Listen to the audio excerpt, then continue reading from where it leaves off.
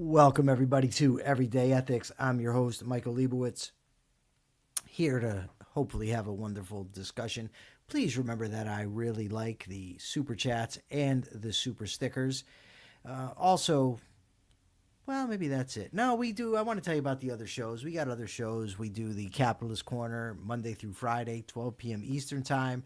We do the Capitalist Corner Weekend Edition on Saturday at noon Eastern Time. And now we're going to be doing a special stream for members only, members of the Rational Alternative YouTube channel only. If you will please, we'd be happy to have you with us on Sunday morning at 11 a.m. Eastern Time. And that would be absolutely fantastic. So today I wanted to talk a little bit about value conflicts. And what got me thinking about that, to be honest with you, is that earlier today, I don't know why I said to be honest with you, like, what the hell, am I going to lie to you? That would seem counterproductive, no? Yeah, I think so. But anyways, earlier today, Megan Ribbons, hello, Katrin, hello, Nicole. Earlier today, Megan Ribbons mentioned that she likes stories, novels, where the hero has conflicting values. And she gave the example of the book Shane, which I just read recently and did a show about on The Rational Egoist with Andy Bernstein and Nikos Soterakopoulos.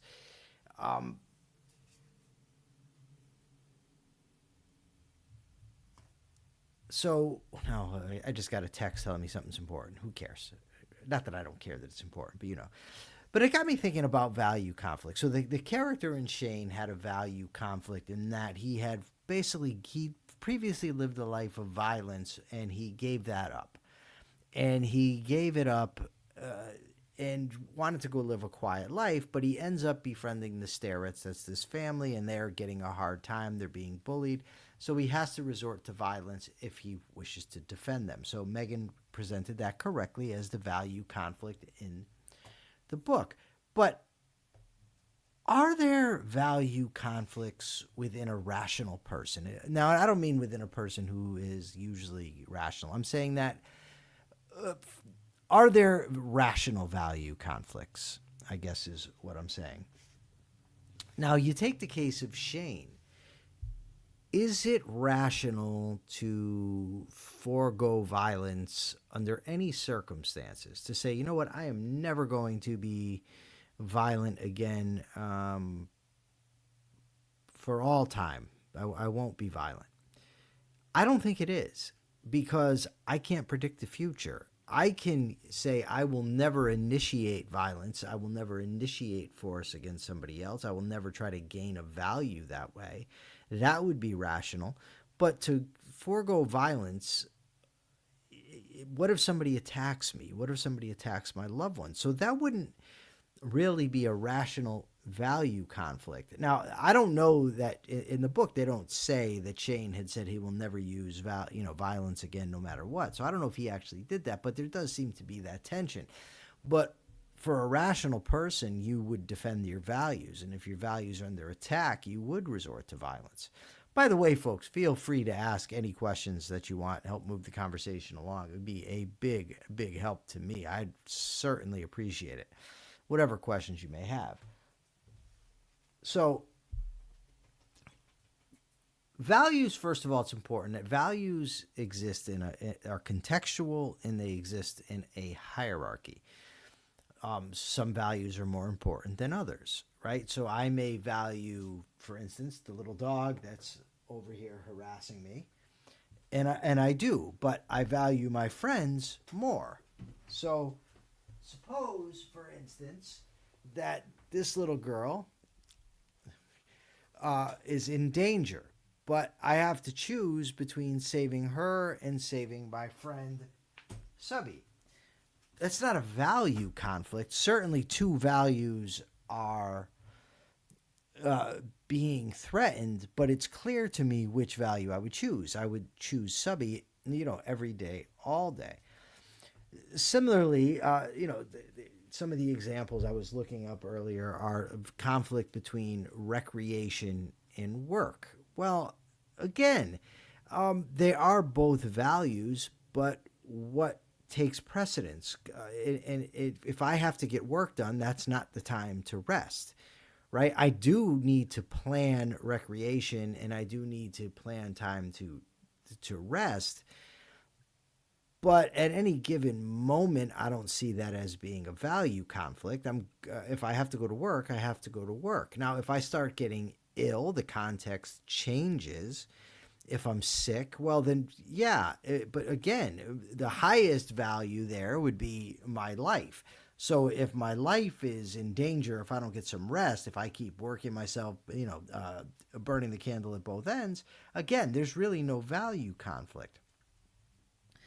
I don't think that if somebody has rational values, that their hierarchy of values have been established rationally and they're clear and they understand the proper context, I don't see there ever being a situation where there's a genuine value conflict.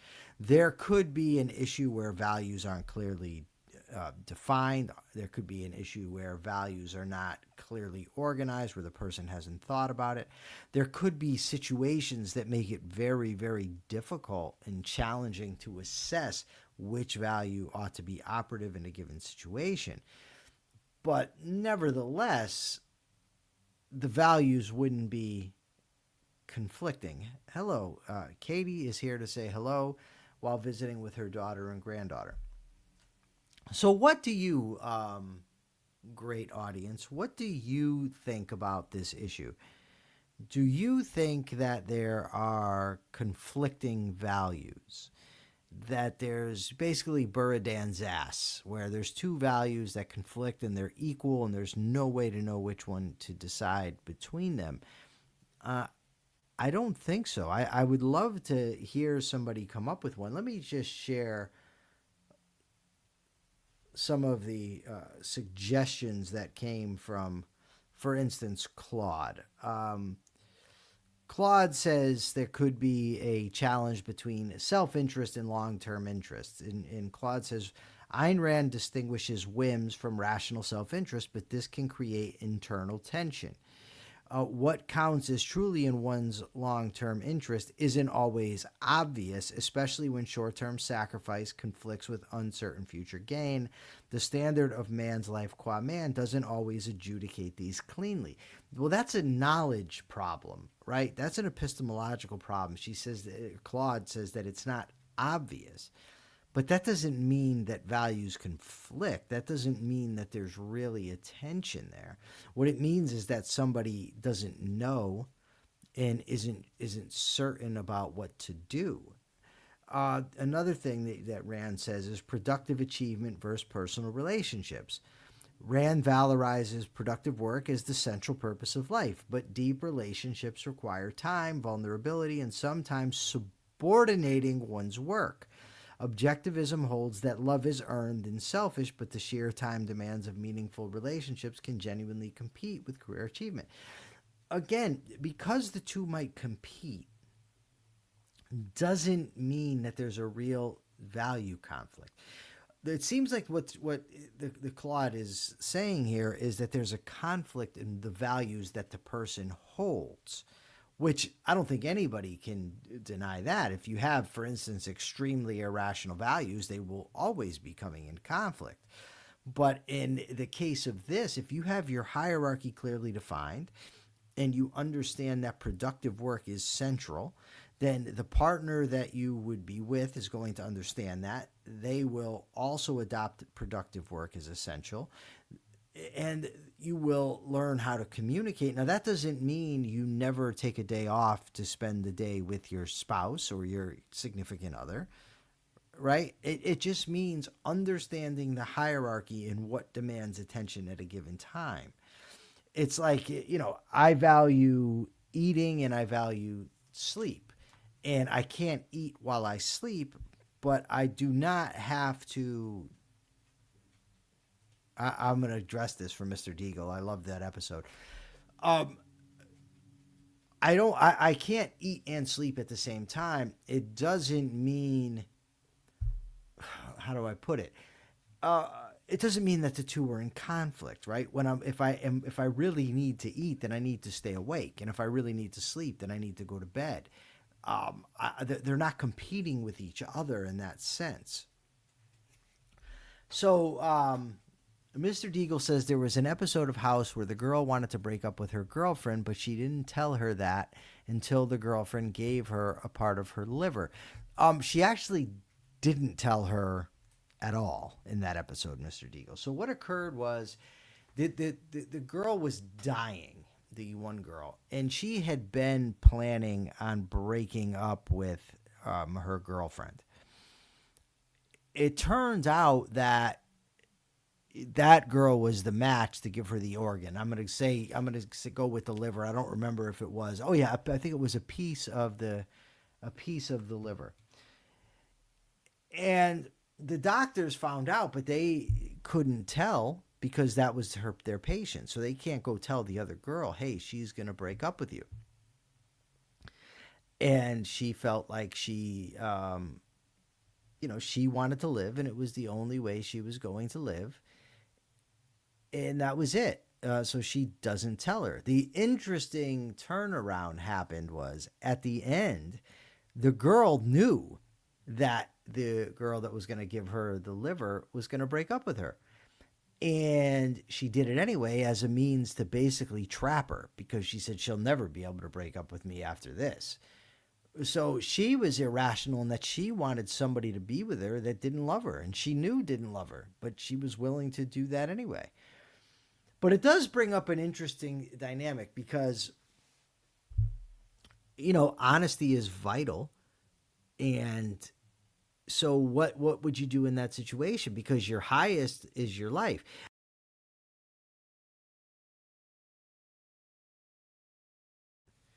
My elbow, he keeps hitting this cord all day long and unplugging it. I've got to figure something out with the cord. But anyways, so what do you do in that situation?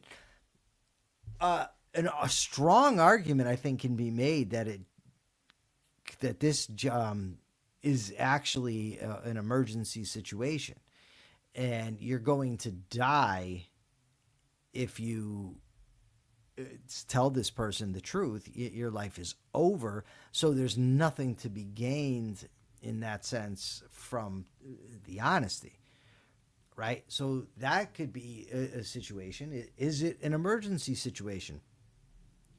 There's also a case, I think, that can be made that, if this person's going to risk their life for you, what do you do? Does that person deserve to know the truth? Again, though, the situation is that, it's an emergency, and the whole purpose of the virtues of honesty, of justice,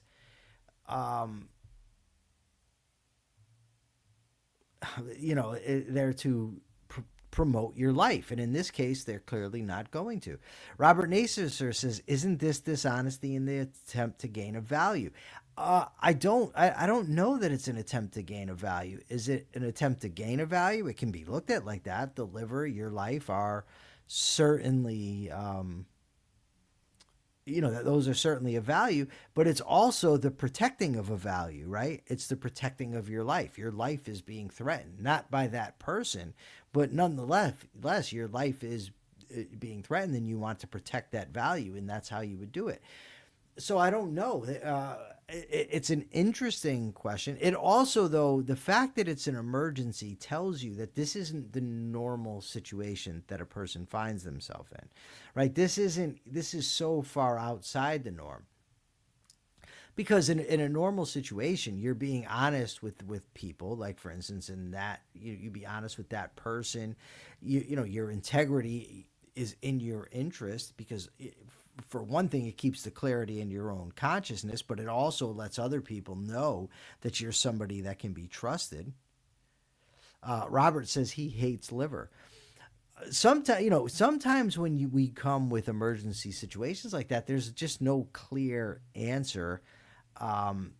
Maybe ethics doesn't apply in that situation.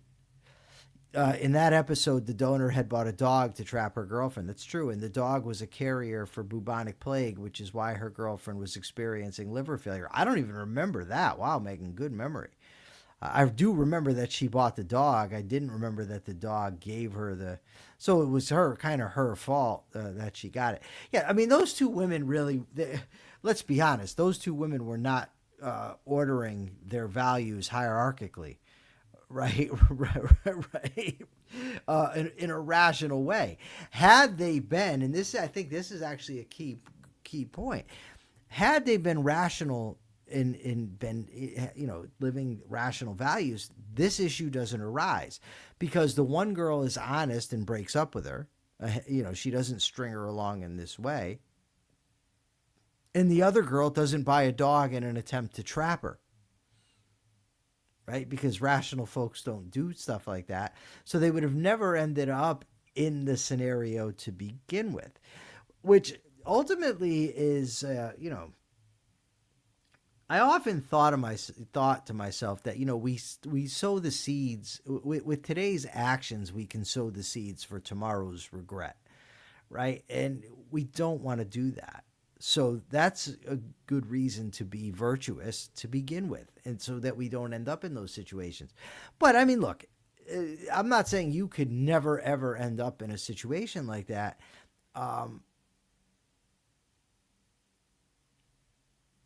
So Robert Naser says, I would have to tell the donator, after the fact, that I don't think you should want to be with me. I don't love you, and I'm sorry, but I don't.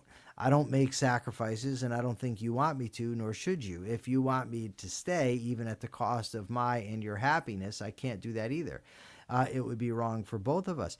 So Robert, I think, is saying he would have accepted the liver and then told her afterwards.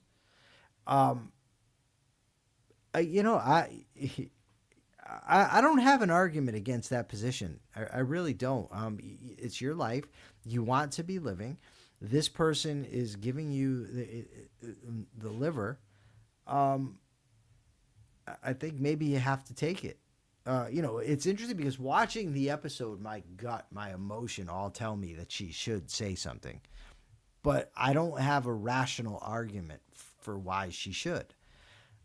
If she says something, there's a very real chance that her life is done.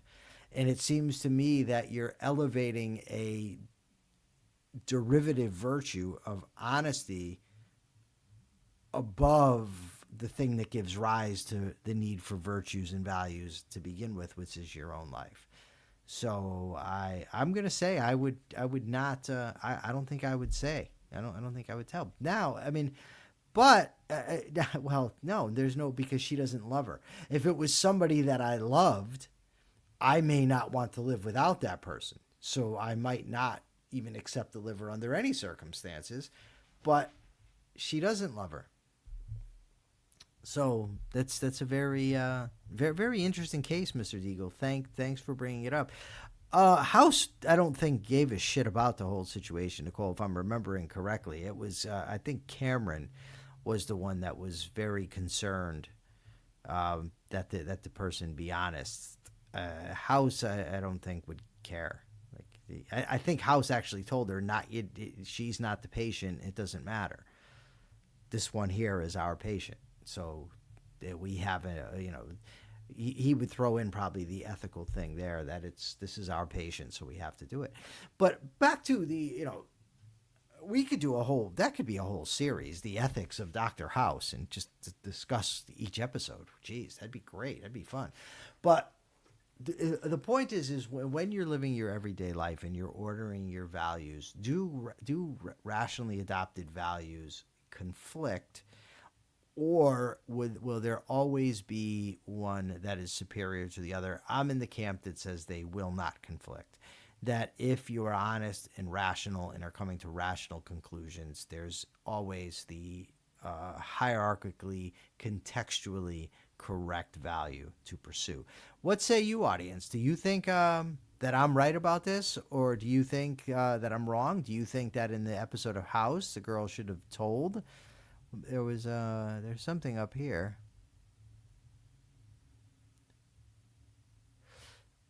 Rational values can't conflict in principle, but in concrete reality, you have to give up some for others. Um, I'm not saying you don't have to give up some, because you can't be two places at once and you can't pursue conflicting, values. Sometimes you can only get one, but they don't conflict in the sense of they're they don't conflict in the sense that they're right here and they're contradictory. They might be that this is hierarchically a superior value, so you have to get it, but this means you won't get the lesser value. That happens. Let's see here. Some people, this is from Robert Nasser. Some people, including some objectivists, would say the ethics of emergencies is a license for hedonism, but in fact, while there are ethic dilemmas in life, they are by far the exception. I agree, and I also don't think the ethics of emergencies. I have people say that it's like an escape clause, but only if you're looking for it. If you're looking for an escape clause, anyways, you're going to find it, right? I mean, I think that is. That's just the way it is. You're going to find it. Ethics are defined. I don't wish I had the book here, but I would just say, I mean, they're temporary, life-threatening, or serious threats to your physical safety. And there's the opportunity afterwards to, you can usually restore things, get them back to the way that they're beforehand. You can restore your own character and get it right. Yes, Robert is absolutely correct. The takeaway isn't that there are excuses to behave badly. It's that it's in your interest to behave ethically, and that is absolutely the case. Here's an interesting question from Mr. Deagle says, would you be able to live with yourself if that person dies on the table? Well, if I couldn't, I'd always have suicide as an option. I mean, and I'm not kidding there. I mean, so it's not like I would have to live with those results. That's a very tough situation to be in. But ultimately, I have to say again, you live, if you don't have your life, you have nothing. So Mr. Deagle says people who don't like the ethics of emergencies want intrinsic morality. They can't accept fully that morality is there for your benefit. I think that I agree with that, and I also think that they don't want the responsibility of thinking, because you actually have to think. And sometimes the conclusions that you come to rationally are contrary to sort of the ethics that we've imbibed by, where we've taken in by osmosis, so to speak. And we're taught by the culture, the dominant ethic of the culture, that it's wrong to live for yourself, that, you should be living for others. You should always share your toys, that sort of thing. And, so I think that part of it is a rebellion against that. But it's like somebody said that they wouldn't steal a dime or a penny to save the world. I mean, that's just intrinsic nonsense. That defeats the entire point of ethics. And the fact that, irrational ethics might at times lead to conclusions that somebody feels icky about, so what? Robert Nasser says, quoting Atlas Shrugged, the purpose of morality is to teach you not to suffer and die, but to enjoy yourself and live. Absolutely, Robert. Spot freaking on. This is why Robert Nasser would be great to join me occasionally as a co-host, either here or on Capitalist Corner. But Robert's a busy guy. Robert has 5 minutes with Robert and Amy. Plus, he's got his life to live. But the offer's always there, Robert. Let me think. What anybody else on this? Anybody else on this topic of conflicting values? Do values conflict at times? I'm talking about rational values. Obviously a person can adopt values that conflict. That's not what I'm saying. I'm saying, can rational values, can objective values really conflict with one another? Meaning, not that you have to give up a lesser value for a greater one, meaning that two objective values conflict with one another. You can only have one. That's what I'm saying. That's what I would like to know from the audience. Nicole Hingold, very excited about Robert Nasser.